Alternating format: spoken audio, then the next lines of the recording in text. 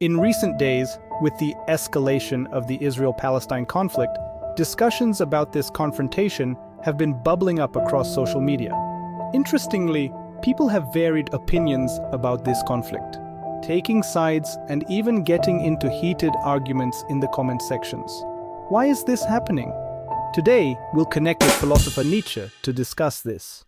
Hello, Mr. Nietzsche. Good to see you again. Oh, brother. Always a pleasure. Mr. Nietzsche, this Israel-Palestine conflict has divided public opinion into two camps. Each side believes they hold the truth and sees the other as deceived. What is the real truth? What the truth is doesn't depend on the truth itself, but on one's perspective. Isn't it the truth that determines one's perspective? Quite the opposite.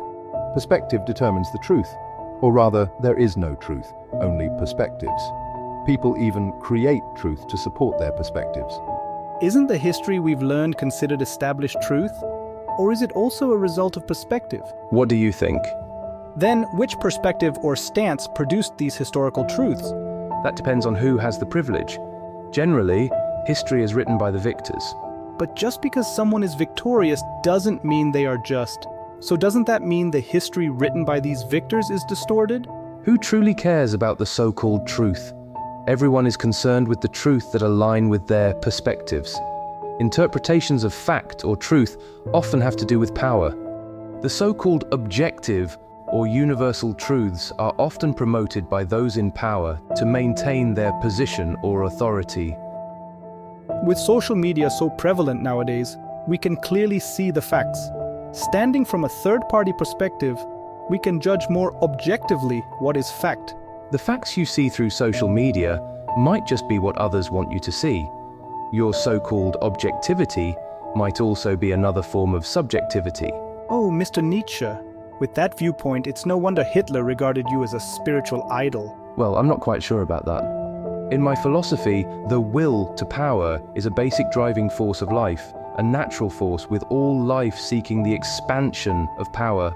Seeking to expand one's power is understandable, but it shouldn't come at the expense of others, right? Benefiting oneself at the expense of others is not moral. Moral? Do you realize that your so-called moral values are just a power strategy used by the strong to control and dominate others? Oh, all right. Mr. Nietzsche, the last question. Do you have any suggestions for resolving the current Israel-Palestine conflict? How would I know? Don't overestimate me, I'm just a frequently misunderstood philosopher. It's indeed a tough issue. From your philosophy of power, we know empowering oneself is the only way, and when you empower yourself, you empower everyone. But how long it will take to truly turn things around remains uncertain. Perhaps the answer might be as Musk suggested. To eliminate mutual hatred, the key is to make oneself strong enough that the opponent cannot defeat you. Then turn around and forgive the opponent. Oh, isn't this exactly what I referred to as the philosophy of power? Perhaps. If it goes that way, as both sides strive to become stronger, more conflicts will inevitably arise. It would take a stronger force to intervene. Who knows? As ordinary people, maybe we should remind ourselves that our perspective is just one of many, and what we see as truth might not be the absolute truth. Keeping an open mind prevents us from getting caught in endless disputes.